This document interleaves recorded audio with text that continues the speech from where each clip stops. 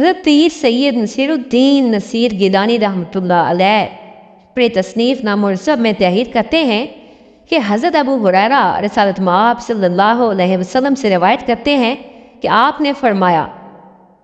ضرور رک جائیں قومیں اپنے مردہ آباء و اجداد پر فخر کرنے سے، اس لیے کہ وہ یا تو جہنم کے کوئلے ہیں یا اللہ تعالیٰ کے نزدیک اس کیڑے سے زیادہ ذلیل ہے جو گندگی کو ناک سے دھکیلتا ہے۔ بے شک اللہ تعالیٰ نے جاہلیت کا غرور و تکبر اور آباء و اجداد پر فخر تم سے دور کر دیا ہے،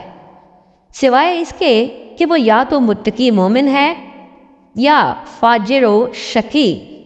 یعنی بدبخت و بدکار ہے۔ سب لوگ آدم کی اولاد ہیں اور آدم مٹی سے پیدا ہوئے ہیں۔ حدیث مذکور میں رسالت مآب صلی اللہ علیہ وآلہ وسلم نے نہ صرف یہ کہ مردہ آباء و اجداد پر فخر کرنے سے منع فرمایا بلکہ اسے دور جاہلیت کی علامت و عمل قرار دیا۔ کتب تاریخ کی ورق گردانی سے معلوم ہوتا ہے کہ دور جاہلیت کے معاشرے میں نسبی مفاخرت اور خاندانی برتری